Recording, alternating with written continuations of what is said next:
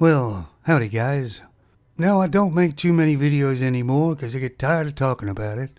But I had an experience today that proves wokeness, female ideology, has infiltrated everything and ruined it. Even the transportation system. So as it's quite a sunny day today, which is unusual, I thought I'd walk down to the local sort of stores and then catch a bus back.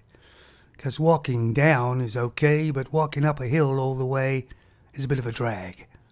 So when I caught the bus back, the driver said hello to me. In fact, this driver said hello to everybody that got on. And even goodbye to the passengers that got off.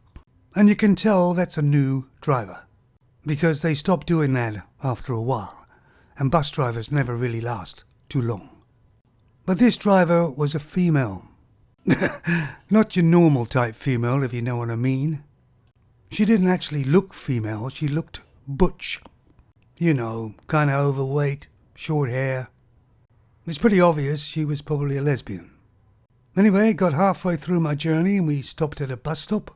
But then the engine shut off and the driver got out of the cab. She seemed to be all excited about something or other. It looks to me I was the only one left on the bus at the back. And she looked at me and said, "Are you any good with bees?" Obviously a bee's got in her cab and she couldn't get it out. So I walked up there to have a look. And the bee wasn't actually flying around, it was actually caught in the corner of a sort of window. And I just said to her, "Well, you could squash it."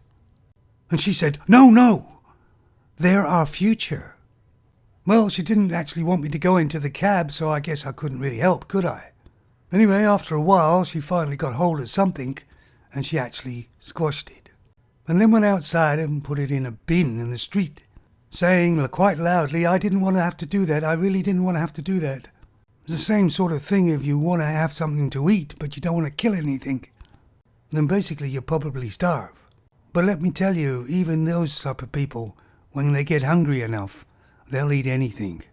Anyway, she also walked along the street and then went up and closed a metal gate. And then walked back to tell me that she didn't just close somebody's gate.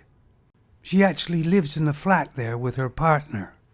Obviously another lesbian. And her partner hates somebody leaving the gate open. I'm just a passenger on a bus going somewhere. Do I need to know all this? Do I need all this drama? And of course the bus has been sitting there all this time and hasn't gone anywhere. And we know buses work on timetable. But that doesn't seem to be important to this female. It's about her feelings, emotions. And you can bet she's going to tell everybody and everything about her experience today. Anyway, so I got off the bus eventually and said to her I hope her day goes smoother. But would this really happen with a male driver, say a masculine male driver? Would he involve the passengers in his drama? Or would he have just dealt with the situation and got on? And that, of course, is one of the reasons why everything costs so much and everything's so broken. Of course, she also told me she has a fear of spiders as well. You see, she's playing a man, but still has the female weaknesses. Now, we've all had experiences with bees and spiders, haven't we? When I was a younger man, I was in Canada with my V8 GMC truck. I was doing something or other. And it was the summertime, and in those days I used to drink Coca-Cola. You know, when it had bite to it. And I'd put the can of Coke on the back of my bumper on my truck. It was there for a few minutes, so I picked it up and took a gulp. But there was a bee had got in there. And I almost swallowed the bee, but it stung my tongue. So I spat it all out. Could have been dangerous though, because my tongue started to swell up quite a lot, and very painful. And I had heard of people swallowing a bee and they stung their throat, and their throat swelled up so much they suffocated. Luckily, that didn't happen to me. But it was sure damn painful, I can tell you. Almost as painful as getting your dick caught in a zipper, a metal one. Anyway, that's my story for today. As usual, I'd like to know what you guys think out there of the situation I was in, and how you would have dealt with it. I felt quite proud of myself that I was quite polite, and didn't just say to this femme, well, sort of femme, just deal with it for Christ's sake.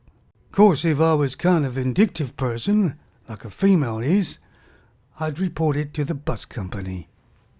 But to be honest, I don't think this female bus driver will be lasting too long. They really never do. You take it easy, fellas.